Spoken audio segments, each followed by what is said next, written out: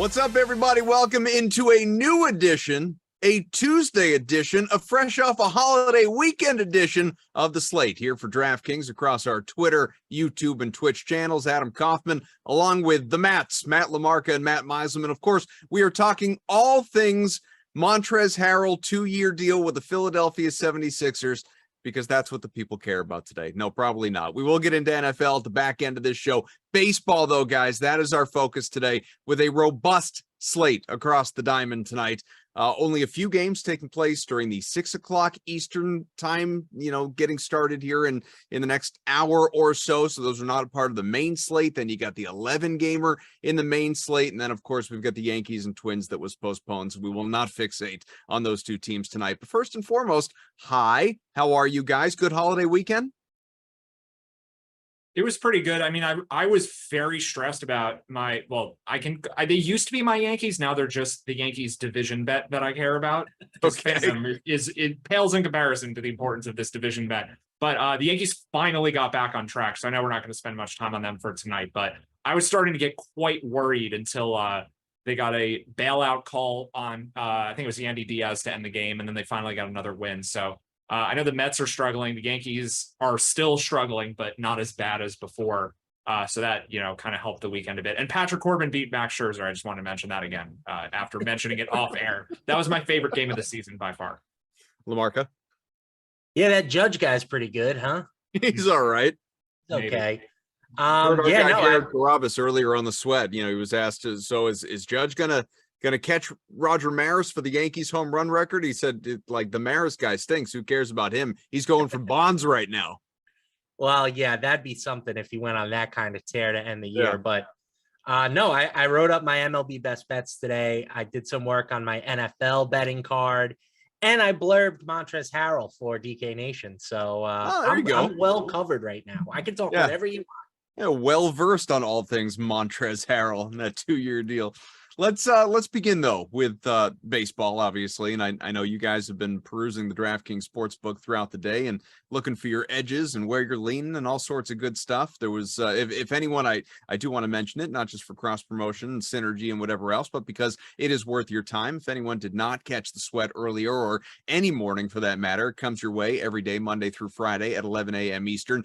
These two guys often on it as well. You should make sure that you do check it out because you get a lot of good early day information. And then, of course, we kind of update things as the day moves along. And so the guys were talking about some of their individual player bets that they really like tonight and DFS performers and all that. I want to know for you two guys, and Meiselman, will begin with you. I mean, what jumps out at you? What, if you're looking at this slate in its entirety tonight, where are you going first? So my favorite bet has already moved quite a bit. I just want to mention them because it's always funny to talk about rooting for this team. But the Red Sox were plus 145. He did it again.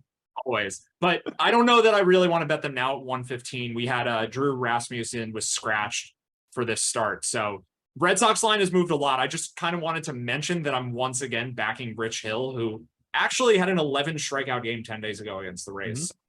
Mm-hmm. He actually hasn't allowed a run, at least an earned run, to the Rays all season. So take that for what it's worth. Let's keep it going. I'm just rooting for it. Yeah, that's really the take there. But the thing that stands out the most to me right now is the home run odds we're getting on Juan Soto every day. Soto hasn't been especially great with the Padres, but now in a run of pretty good home matchups, he's north of 5-1 almost every day. And I don't think Soto should really be more than plus 350 for any sort of normal home matchup. Merrill Kelly is a fine pitcher, but I think we have the opportunity anyway to capitalize on a home run drought from Soto. He just hasn't had the power numbers this year. And there are a bunch of money line bets tonight. There's a bunch of team totals I like, but in the player prop area, I don't think there's anything that stands out even close to the degree of Juan Soto's home run number. There's too much recent performance baked in here, and this is just too good of a hitter and too good of a power hitter to have odds this high. Do you dig to these depths, LaMarca? I write a home run props article a couple times a week, and I have gone to the Juan Soto well numerous times recently. It hasn't worked out, but at these odds, if you're right 1 out of 5 times, you're turning a profit, right? this is one of the best hitters, if not the best hitter in baseball. And he's in a little bit of a drought. It happens, right? He's going to snap out eventually. I agree with Meiselman here. 100%. I love that call. What about you? Where are you aiming first in terms of the available bets to you tonight? So I'll just say also similar thought process to Juan Soto. You can also get Vladdy Jr. He's plus 500. I think it's a lot of, similar thought process with you've got one of the best hitters in baseball who's just kind of in a little bit of a cold streak right now. I certainly think Guerrero is talented enough that he should never be available at 5-1. So that's in the player prop fund. But for me, it's the day of the big dog, right? We talk about big underdogs a lot in baseball. They're normally some of the most undervalued teams in the betting market. But I think today is a really appealing day for underdogs in that plus 200 or so range. I know Meiselman loves the Pirates against my Mets. He couldn't wait to tell me how much the Mets suck when I hopped on the computer today. I really like the Marlins at plus 200 with my guy, Jesus Luzardo on the bump. And then the Nationals plus 220 or so going up against Jose Quintana, who is just a massive regression candidate moving forward. So I think that you can legitimately, like, if you bet all three of those teams and you go 1 for 3, you're breaking even. And if you go 2 for 3, it's a great day. What do you think of that there, Mize? I'm trying to figure out how, where to respond, because it's too weird that LaMarca and I are agreeing this much. Like, we should not be on the same page to this. Yeah, I'm on the same principle. With a slight tweak, I guess. I don't really love the Marlins. I think we're getting, normally this would probably be a spot to go after them with Luzardo. I think he's kind of an undervalued pitcher, but I think this line is a little shorter than it would otherwise be because of Aaron Nola's last start, where he just got obliterated by the Diamondbacks. So I don't this one seems more fair to me. I certainly like the Nationals, the Pirates. Yeah, we can talk more about them if you guys want. And then I think I'd probably add the A's into the mix. Cole Irvin's a decent pitcher. And speaking of regression candidates, I have no idea how Kyle Wright is doing what he's doing. I think his ERA has dropped below 3 now for the season. And I'm not sure that he's that much of an above average pitcher. He's fine. He's pretty good. But I just don't think, I think the odds are accounting for his results recently in his ERA for the season. And it's not really deserved. And the A's should be shorter underdogs. So I'm there on themes. I think Quintana, yeah, that's certainly someone we want to target. And the Nationals have just been great lately. Are they just a good team now? I know they have the worst record. I go that far. They literally have the worst record in the MLB still, despite their I think it's a 3-game winning streak. So yeah, we're not going that far yet.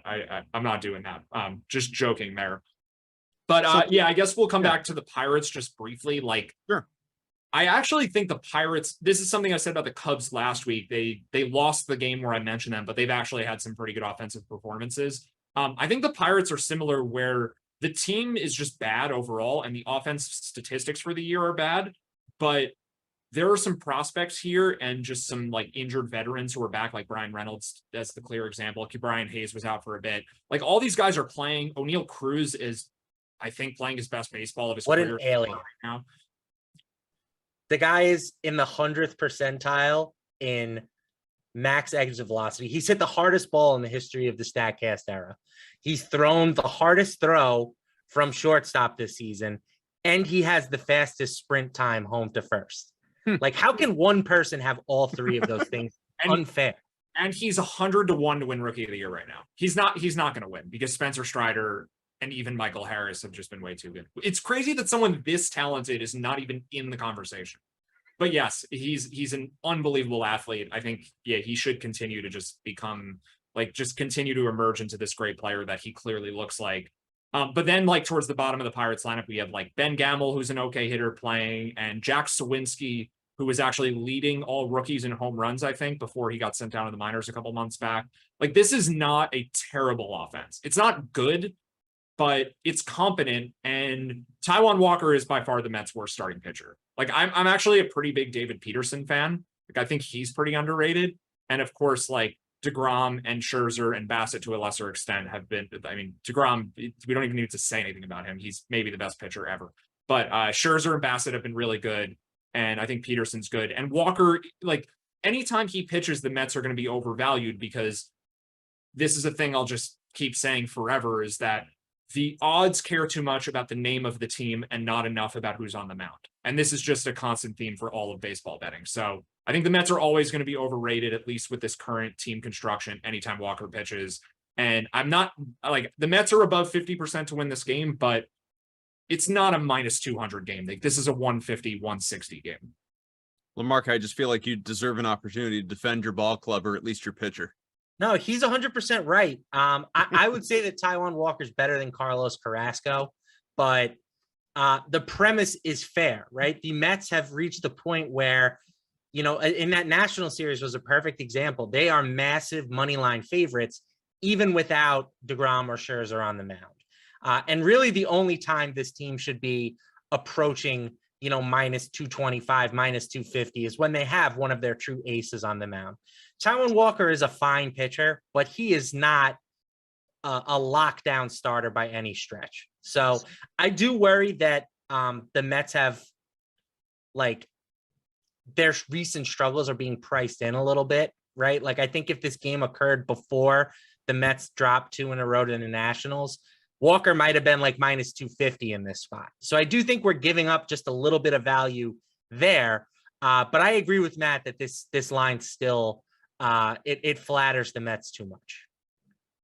If we're looking at this kind of, you know, doubles, we'll toe the line between the DraftKings Sportsbook and daily fantasy, obviously, for people that are interested in setting their lineups for the main slate in a little while. But the offense tonight, it's, you know, there are a bunch of games that, you know, look apt to produce a lot of runs, but whenever Coors is on the slate, on the docket, you're going to look in that direction. So you got the Rockies, obviously, against the Brewers. 11 is the over-under as far as the runs go right now. It's not the best pitching matchup we've ever seen either, with Woodruff and Cole. So I don't know. I guess, just to devil's advocate the thing for a second, Meiselman, do you believe this will be the game that produces the most runs, or is there another game that you're looking around baseball that you think is actually more appealing? There's nothing more appealing if it's just who should score the most runs. Like, I actually think the 8 or 9 highest owned players tonight could all be Brewers hitters.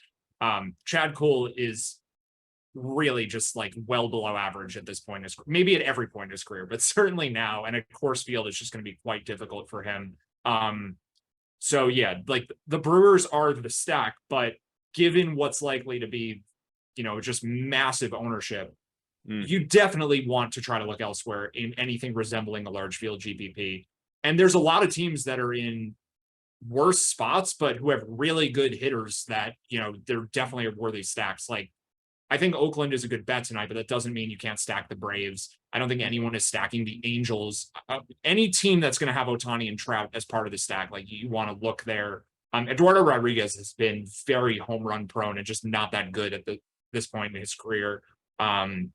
I don't think we're going to see particularly high ownership on the Astros. Like, I sort of dislike these slates because there's so many good options. And then if the Brewers do well, you just get burned. But then even if the Brewers don't do well, it's going to be really hard to, like, find that second best choice. And I think there were a lot of viable ones, but this would be a slate where I'd want to have 150 lineups, because there's nothing that, like, truly stands out to me as the, you know, the obvious pivot. One pitcher, though, that I do want to mention that I think people are just too low on right now is Logan Gilbert, who we have talked about in recent weeks as just someone who wasn't getting the strikeouts and just wasn't performing that well. And he's coming off a pretty good start against the Tigers. He's facing the White Sox at home tonight. I think he's looked fine. I think he's run into some bad luck, and he's just below the chalk tier of, like, Framber Valdez and Shane Bieber and Joe Musgrove, where, like, that would be one way to get a bit different. I don't think he'll be super chalky. So if you do have to play a core stack, like, stay away from those pitchers, and you could go Gilbert with, I don't know, maybe you do play Cole Irvin or Erod or someone weird like that. But yeah, the idea of, like, playing Framber and Bieber with the Brewers, just, you know, do that in your cash lineups, but just leave it at that. Can I just tell you, I know we're back on a 3-shot. If we could show the sports book again, Daniel, I just want to, it's real. This is not on topic. It's just really bothering me how much, like, because of the position of my monitor versus the technological, like, orientation of the screen, where like I'm looking over here, but on the screen, it looks like I'm looking in the opposite direction of the sports book. I should be looking over here, scrolling through. Then it looks like I'm not even paying attention when you guys are talking. It's killing me. Just scrolling the sports book, and it looks like I'm dozing off, looking into no man's land, Lamarca. Okay, yeah. I just look, these are just things that are on my mind while we're talking here. I love Matt's call of nothing of from that. Nothing. I love Matt's call. Completely ignoring me. They rake against left-handed pitchers, and I think that it's a good time to kind of get them a little bit under the radar, because it is going to be so hard for a lot of people to just pass up on these Brewers price tags, right? Like, we've talked about this quite a bit recently, where teams head to Coors Field and the pricing just doesn't catch up quick enough. The Brewers they have one player priced above 4,500 tonight. Like, it's pretty crazy. They're implied for 6.6 runs. So even though I agree with Matt that they have the highest median expectation, I also agree with Matt that they are going to be overowned. That's just kind of how things work. So you can pivot to the Braves or even the Dodgers, right? The Dodgers are implied for 6 runs tonight. They're facing a Giants who are employing a bullpen game.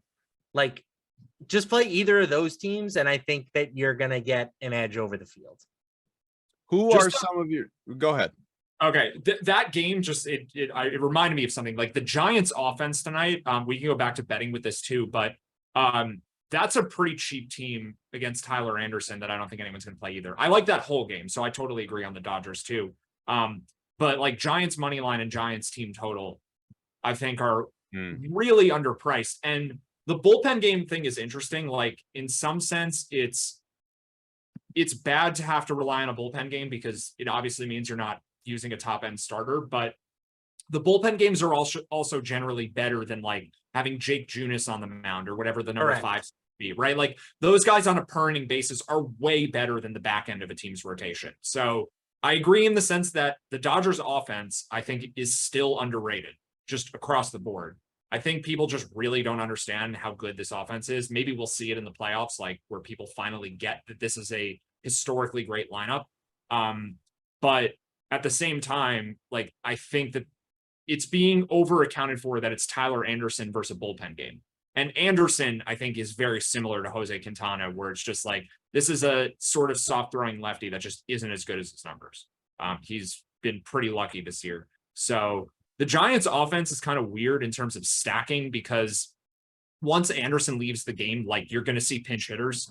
You're going to see like Lamont Wade and Tommy La Stella hit for guys like Lewis Brinson and JD Davis. I can't believe Lewis Brinson is this team's leadoff hitter, but that's another conversation. But none of that takes away from the Giants' ability to score runs for betting purposes. Like stacking, it gets weird, but for betting purposes, I think this team should score some runs, and they're getting a really big park upgrade too. Like, going from San Fran to LA, that's one of the bigger leaps you can have. The Dodgers are like a borderline top 5 offensive environment in their stadium. San Francisco is like a bottom 3 place to hit.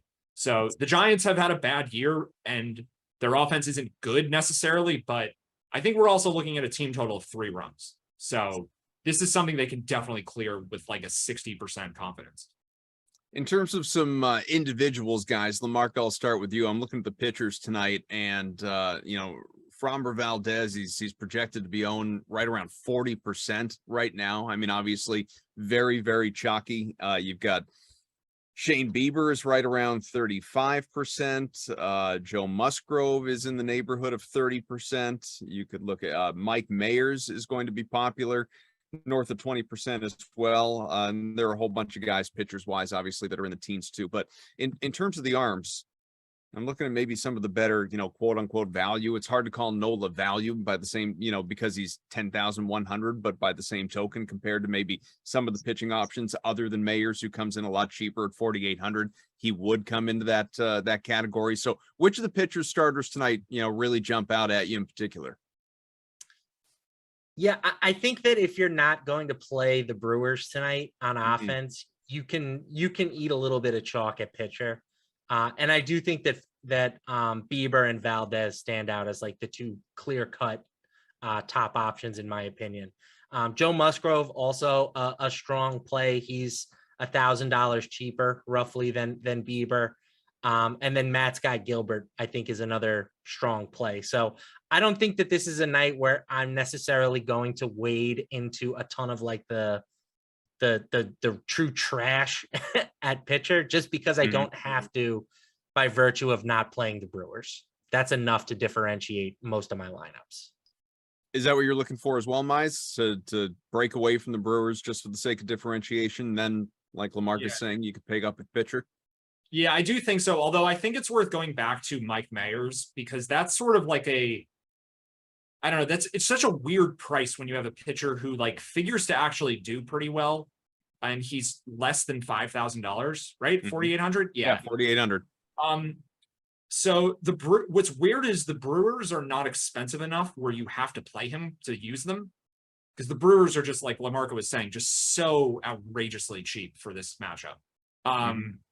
Which I think means that even though Mayers might be the best point per dollar pitcher on the slate, like he's not going to be as popular as he otherwise would be, because you just don't need him to play the chalk stack.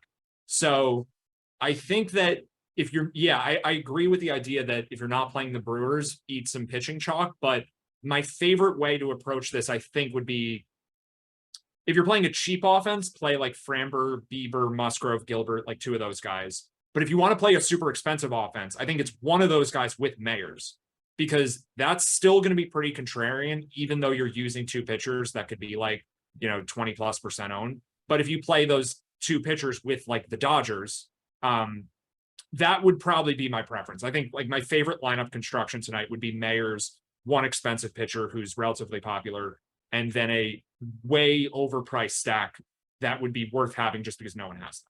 So that could be the Dodgers, it could be the Padres, it could be the Angels, it could be the Astros. I think any of those choices make sense.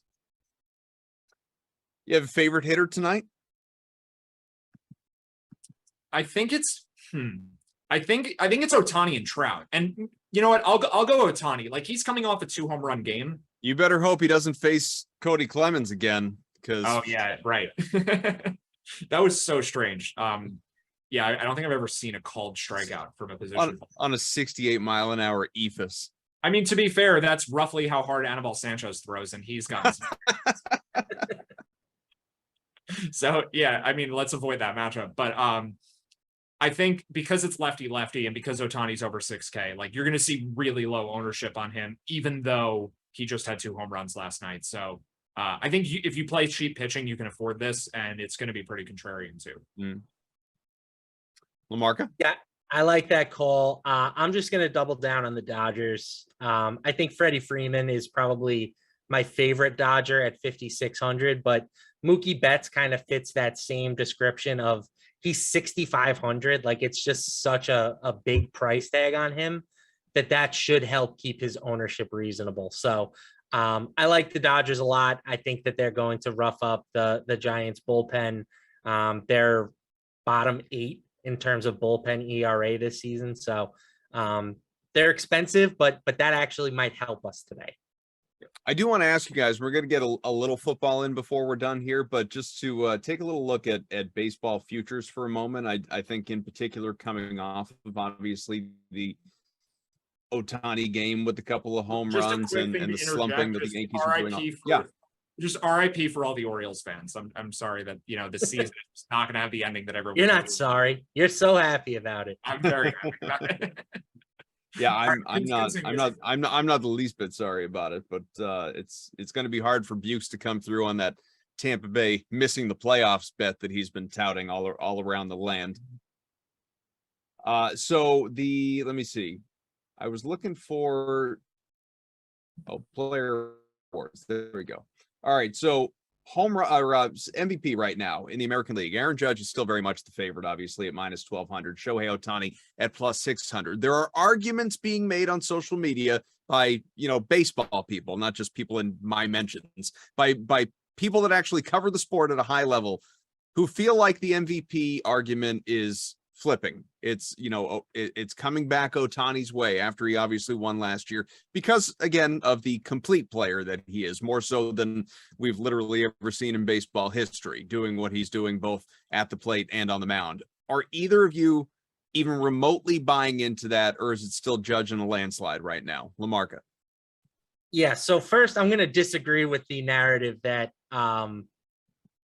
that the baseball writers are flipping, right? There was a lot of appreciation for what Shohei Ohtani has done recently, but I haven't seen any of these guys come out and say that he necessarily deserves the MVP award. Oh, you must not follow June Lee over at ESPN. That's one person.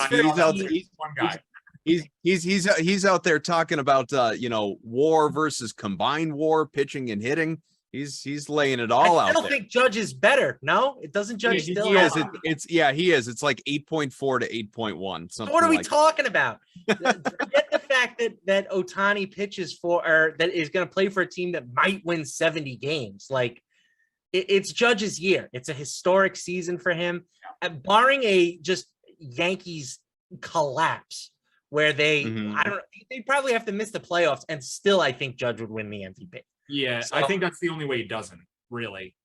The only way that it's even possible that he doesn't is if the Yankees miss the playoffs. I don't have any interest in betting Judge at minus 1,200 at this point, but Shohei Ohtani is not a serious threat, barring some just major absolute craziness during the final month of the year.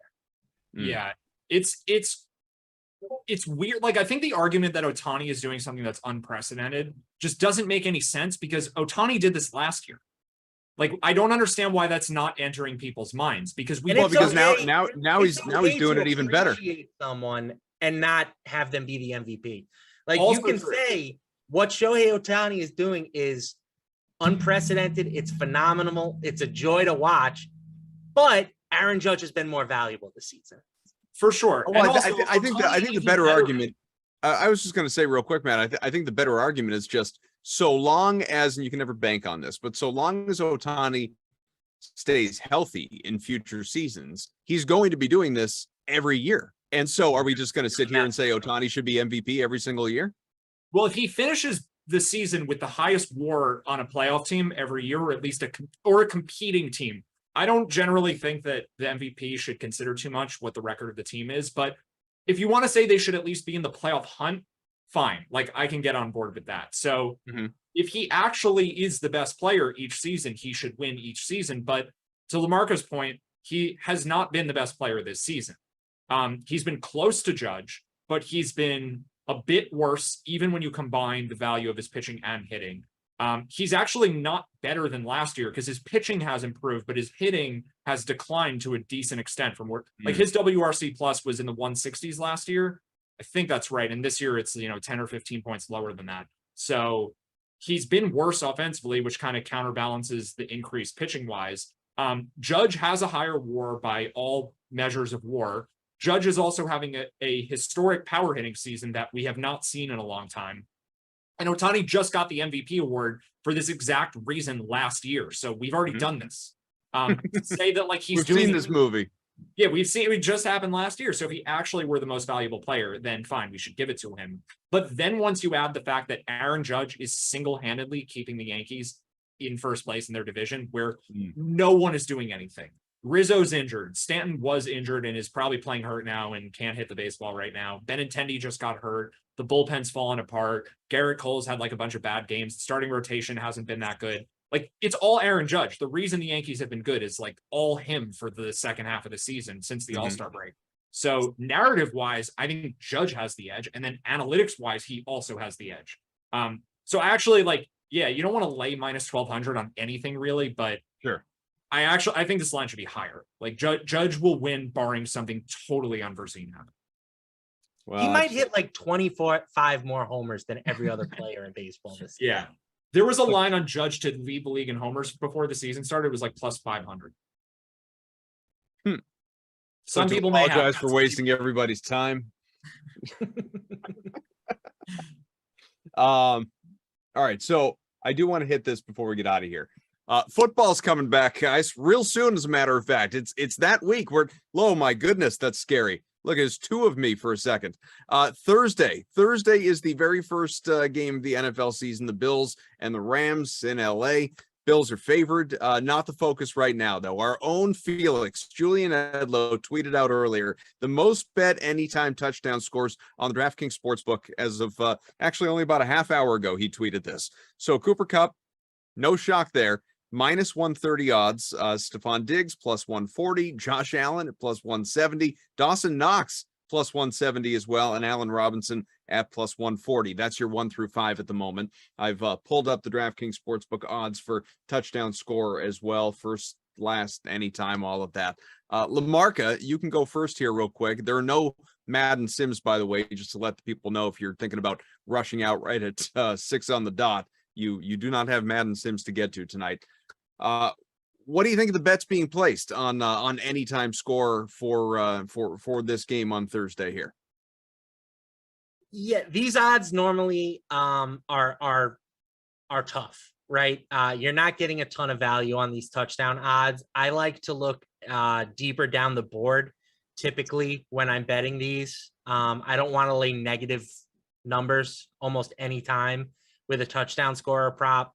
I just think there are better bets available. I will say that I have done some research on anytime touchdown props. Love and it. Some of the most underpriced players in these markets are the quarterbacks, because even non-rushing quarterbacks score a couple of times a year on the ground, be it through a sneak or just a broken play, whatever. I think that quarterbacks are almost always underpriced. So I would probably lean towards Josh Allen at plus 170 to score a rushing touchdown. But to be fair, I haven't dug into any of these real numbers really at this point. Okay, Meisman? Yeah, I don't really have anything to add on first touchdown stuff or even anytime touchdown stuff because, right, it's just like the market is pretty efficient on these things. We don't have news here. We don't have anything especially relevant. I do think Cooper Kupp just in general is an undervalued commodity for this year, like for fantasy formats, for betting lines. Cooper Kupp's receiving yardage prop for the season is that's what I was going to say. Or not even for the season. For this game, Matt, it's like 88.5, I think. He hit the over on that in 19 of 21 games last year. Like, just bet the over on that instead of laying minus 140 for him to score a touchdown, in my opinion. Right. And then season-wise, he 90 had and a half now, by the way, just to let you know. 90 and a half. Fine. A bit. Well, the season-long yardage total is 1,300. He had 1,947 yards in the regular season. And the year before, he had 974. The year before that, he had 1,161. So you could say, like, oh, that was a fluke year for him. I think anyone who watched Cooper Kupp play knows this was not a fluke. Like, this guy is just insanely good. He also didn't have Matt Stafford as his quarterback for most of his career. He had Jared Goff. So that's a big reason why, we saw that jump in his production. I think Cooper Kupp arguably deserves to be the number one pick in fantasy formats, like anything with PPR this year. I think you can bet probably his over on most games, which probably sounds weird coming from me. Like, I'm usually just saying bet unders on things. Everyone's overvalued. But I think Kupp is just in a unique category where it's very hard to quantify just how good he is. Like, there are just players in certain sports that are like this. I don't think betting odds ever properly accounted for, how much Nikola Jokic was worth to a spread. He's just better than the odds makers realize. I think DeGrom is kind of the same. And I think Cooper Kupp might just be the equivalent of that in football. I know it's a little different because quarterbacks are the most valuable players, but for any non-quarterback, like Kupp is just, I think he's just at another level. And yeah, all of these numbers seem off, but unfortunately that doesn't mean I like the anytime touchdown bet. Like, I still think, like Lamarca said, there are much better ways to bet on Cooper Kupp.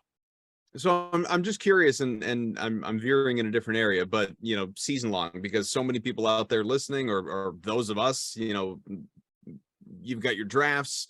I've had 4 drafts in the last week. If people wind up with, let's say, a third pick or fourth pick, something like that, and so pretty consensus, you're seeing Taylor go number 1. Oftentimes McCaffrey's going 2, but then you get into Eckler and Cook and Kupp and Jefferson and guys like that. Would you, I'm not saying could you, because obviously you could, would you make the case to select Kupp right there at number 3, or would you still go with, an Eckler in a full PPR format or another running back? In full PPR, I'm taking Kupp first overall. I think there's a clear-cut top 5. It's the 2 running backs, Cooper Kupp, Jamar Chase, and Justin Jefferson. And whatever order you want to arrange those in, that's fine. I'm with Matt. I have Kupp as my top receiver of the group. A lot of people really like Justin Jefferson, which is obviously advisable. The guy's a monster. But I think after those top 2 running backs come off the board, you should not be looking at another wide running back until those 3 wide receivers are drafted. Well, wish I'd talked to you guys a week ago. We were here. You could have asked us anything. We were on. I know. I have the direct line to you too. And here I am with Austin Eckler on 3 of my teams. Okay, well, hope that goes well. No, we appreciate everybody hanging out here with us. Somebody had written in the chat earlier, like, baseball stinks. It's football season. What are you guys talking about? Hey, listen, you probably shouldn't tune in for the Wednesday show unless they're going to do something other than the normal golf. But football is right around the corner, folks. So make sure you do tune in Thursday, as we will have a full lead-in to that first NFL game of the year, breaking down all things Rams-Bills. That'll be a great time. And, of course, on Friday, much more football, looking ahead to week 1. Lamarcus going to be there, maybe Meiselman as well. I don't know. We'll see. We'll see who's going to be here. But there's going to be a ton of football talk the rest of the week, both on the Sweat in the mornings, the Slate in the afternoons, and constantly just coming at you, because now, if you thought summer was busy, this is when it's really ratcheting up. So we appreciate everybody for your support and hanging out with us here with the DraftKings programming. Our thanks to Eamon, to Daniel behind the scenes, the Matts, Lamarca, and Meiselman. I am Kaufman. We will talk to you again real soon. Join us tomorrow. Bye-bye.